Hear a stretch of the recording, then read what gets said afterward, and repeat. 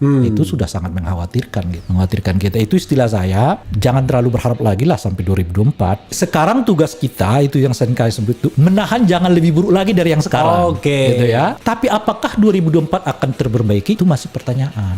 Yang ada kembali ke era seperti zaman Orde Baru misalnya. Contoh presiden 3 periode. Argumennya itu kan argumen yang justru karena itulah kita tolak dulu Soeharto berkuasa gitu loh. Karena apa? Karena yang disebut dengan tertib sosial itu, ya kan, tertib politik itu tidak dengan sendirinya melanggengkan kekuasaan orang.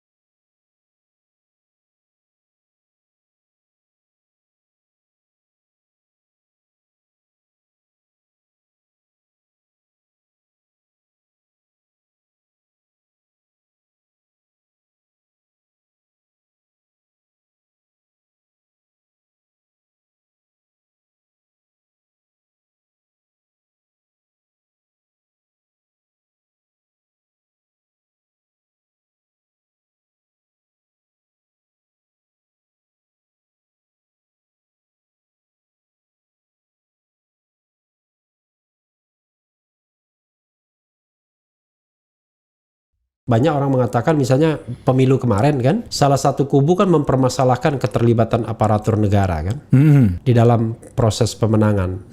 Walaupun kemudian susah mencari saksinya, tapi kan yang disebut-sebut misalnya polisi, TNI, BIN. Kalau saya tuh lupa kalau TNI ya, tapi disebut-sebut seperti itu. Dan banyak orang meyakini bahwa di pemilu tidak netral lagi. Saya belum terlalu jauh. Belum ya. Saya cuman menyitir dari permohonan permohonan dari salah satu kubu. Sebab namanya apa namanya itu ya, namanya BIN ya, kerjanya senyap ya, kita nggak tahu. Nggak tahu ya. Aku mau lihat yang fakta-faktanya aja. Kecuali tadi di press conference kan kalau mereka menyusup ke Taliban. Atau itu satu. Anda bisa bayangkan itu kan. Menyusup kok diiklankan. Dan baru kali ini BIN ada juru bicaranya langsungnya ya. Rupanya ada juru bicara. Itu dia. Oke. Nah, itu keresahan saya ya. Gitu. Makanya kan melihat hal-hal yang nggak usah yang terlalu Anda sebutkan BIN misalnya, kita nggak tahu ya. Yang kasat mata saja itu sudah sangat mengkhawatirkan gitu. Mengkhawatirkan kita. Itu istilah saya, jangan terlalu berharap lagi lah sampai 2024 gitu kan. Nah, oleh karena itu... Oh, itu keras sekali pernyataan. Jangan berharap lagi sampai 2024. Maksud Anda apa? Akan ada perubahan-perubahan yang lebih mengarah kepada penguatan demokrasi. Nah, jadi istilah adanya stagnan atau makin buruk? Sekarang tugas kita, itu yang saya sebut itu, menahan jangan lebih buruk lagi dari yang sekarang. Gitu ya. Tapi apakah 2024 akan terperbaiki? Itu masih pertanyaan. Dilihat dari... Itu saya akan sampai pada poin itu ya. Jadi Anda sampai pada kesimpulan bahwa jangan harap ini akan ada kecerahan, enlighten ya pemimpinnya. Yang ada adalah seperti ada meteor jatuh, kita harus nahannya. Gitu. Agar jangan sampai melesak ke jangan bumi. Jangan terlalu jauh jatuhnya. Itulah salah satu mengapa saya sangat keras sekali menolak keinginan amandemen Undang-Undang Dasar 45 dengan poin PPHN. Itulah kira-kira. Itu bisa pintu masuk kemana-mana. Gitu. Salah satunya karena itu menurut saya itu udah sangat prinsipil kan. Kalau kita pakai PPHN macam-macam itu udah elemen teknisnya itu udah harus banyak yang dirubah dan kecenderungan elemen teknis dari turunan konstitusi ini, itu akan mengubah banyak sekali sistem pemilu, ya kan, macam-macam dan tiba-tiba nanti pemilihan presiden oleh MPR saja katanya. Itu yang saya sebut tadi elemen teknis kan. Jadi orang, mohon maaf, MPR hanya menyelesaikan makro. Betapa penting haluan berbangsa dan bernegara. Begitu di breakdown, begitu diturunkan ke elemen yang sangat teknis, kacau balau nih. Gitu loh kira-kira. Harus ngubah ini. Ujung-ujungnya masuk akal kalau presiden itu dipilih oleh MPR. Terlepas dari kelemahannya, Anda tetap mendukung pemilihan presiden langsung. Oh iya dong, itu kemewahan. Dan itu menurut saya amanah dari reformasi. Nah, salah satu kenapa saya tetap berada di luar ini, nggak ingin masuk. Meskipun secara manusiawi mungkin kadang-kadang saya lihat teman ya.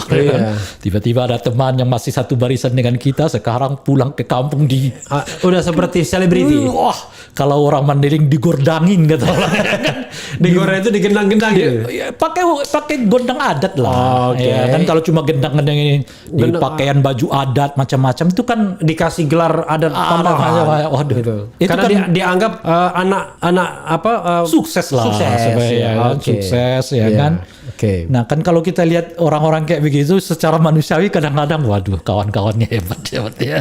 Kadang-kadang cemburu juga ya. Bukan soal cemburu sih ya kan, Iya. soal lebih pada aspek artinya kalau saya mau itu kan dari dulu saya bisa itu Iya. saya. Tapi kenapa saya milih ini? Karena saya rasa apa namanya itu sangat mudah masuk ke dalam. Itu ini ya. Iya. Yang ya setidaknya bagi saya. Iya. Kalau saya mau masuk ke dalam sih dari dulu saya bisa. Iya. Cepat sejak 98 tuh saya udah diundang masuk. Iya. Tetapi siapa yang jaga? Oke. Itu apa visi dari perjuangan kita ini? Oke. Sebab kalau lagi-lagi belajar ya, salah satu kritik saya kepada kawan-kawan 98 sekarang yang ada di dalam kekuasaan, mengapa justru ketika alumni 98 itu masuk ke dalam kekuasaan, Tidak lebih baik. bukan saja tidak lebih baik, tapi ada kecenderungan menurun. Pencapaian-pencapaian demokrasi kita. Bisa nggak sebut nama teman-teman Anda yang di dalam? Nggak usah lah. Nggak perlu. Nggak perlu. Kalau dia pejabat publik kan nggak apa-apa. Karena bukan soal nggak apa-apa, karena definisi 98 itu agak kabur. Agak Karena kabur ya. begitu orang butuh sesuatu dia bilang saya 98. Oke. Saya angkatan 98 juga, tapi nganggur waktu itu. Jadi agak Baru kabur. aja diberhentikan kerja karena krisis ya. Oke. Nggak perlu harus merujuk ke orang ya. Kita lihat ininya saja gitu. Padahal termasuk pemberantasan korupsi ya. termasuk pemberantasan korupsi kan. Oke. Seingat saya bersama dengan Pak Jimli saat itu ya 2008 apa 2000 menjelang pemilu 2009 ya. Oke. Itu saya pinjam kantor Mahkamah Konstitusi itu dan saya minta Pak Jimli untuk memberi sambutan kan terhadap launching alumni 98 yang masuk politik. Oke. Gitu ya. Jadi ada sekitar 200 orang yang hadir, kita Oke. list. Nah 200 ini ada calon anggota legislatif di tingkat nasional, daerah, ya termasuk pilkada macam-macam gitu. Nah Dan itu diaspora ya di semua partai politik. di semua partai politik Oke. dari banyak daerah gitu. Iya. Nah kita launching tuh karena saat itu kita merasa bahwa inilah saatnya memang alumni 98 itu masuk ke ranah politik. Oke. Dari segi usia udah cukup, Iya. pengalaman cukup, ya mungkin sedikit banyak ada materi mungkin juga udah ada gitu. Iya. Nah kita launching lah, sehingga saya 2008 menjelang pemilu 2009 gitu ya di kantor Mahkamah Konstitusi saya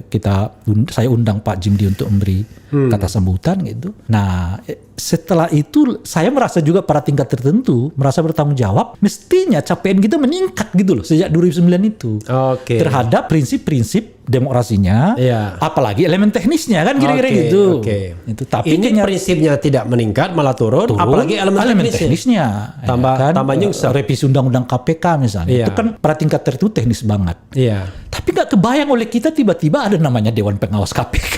Iya. Itu organisasi mana? Tapi kan Bung, kalau kita mau jujur ya, memang rekrutmen pejabat-pejabat publik di era reformasi ini kan memang tidak pernah memperhatikan independensi, integritas, kapasitas. Kan selalu kira-kira kelompok mana ini Ya, barang. itu dia. Kira-kira kan begitu kan? Itulah itu yang mestinya. Jadi tidak prinsip meritokrasi gitu. Itu yang mestinya ya setidaknya kawan-kawan alumni 98 itu yang menolaknya gitu, karena kan kita sejak dari awal ingin mengatakan politik itu harus profesional. Oke. Kan nggak boleh berbasis yang artinya berbasis yang nggak mungkin orang setara di dalamnya. Iya, iya, Misalnya iya. suku, Iya. agama, Iya. itu kan nggak mungkin orang bisa Iya. disamakan kesetaraannya gitu Iya. kan. Nah tapi kecenderungan itu nggak kelihatan. Yang ada kembali ke era seperti zaman ya Orde Baru misalnya Iya. kan.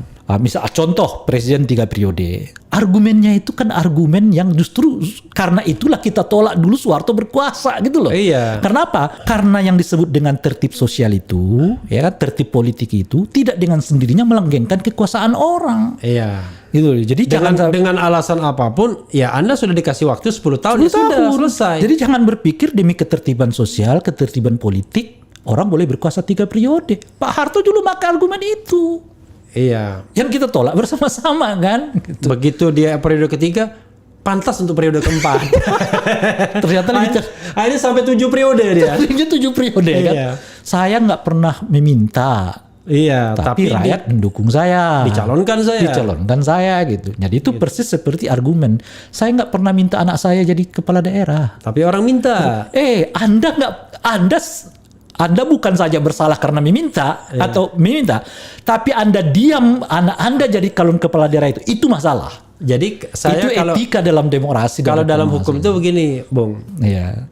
Kita tidak berbuat sesuatu itu bisa dihukum. Ya. Contohnya apa? Kita ngopi-ngopi di pinggir kolam renang. Betul. Lihat anak kecil tenggelam, kita diam aja.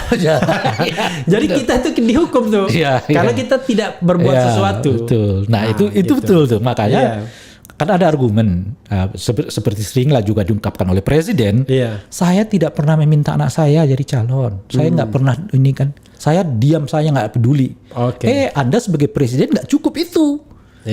Tapi Anda harus ngasih batas di depan, boundary di depan. Anak saya tidak boleh, Kan kira-kira gitu tuh. Itu bagi pejabat publik, itu menurut saya. Jadi yang disebut dengan praktek nepotisme itu nggak sekedar saya nggak ikut-ikutan, tapi yang Anda membiarkan itu masalah, gitu loh. Pembiaran aja masalah gitu. Apalagi kalau dia ngomong saya tidak membolehkan. Jadi saya tidak meminta, tapi anak saya minta ke saya. Sebab kita uji saja kan. Anak Anda dapat popularitas dari mana? Kan dari dirimu. Nah sekarang dia pakai popularitas itu untuk tidak hanya popularitas tapi fasilitas. Taruhlah kita nggak bicara itu, ya kan? Nah, kalau masuk fasilitas kan udah masuk hukum pemilu kan. Hukum pemilu kan dulu kan terkenal sekali itu. Banyak sekali pejabat-pejabat yang bolak-balik Saya mau pakai etikanya. Ya kan? Jadi nggak kalau ukurannya. Saya mau mengatakan begini. Itu yang saya sebut tadi demokrasi minimalis. Orang mau pakai hukum aturan semua gitu loh. Melupakan etik.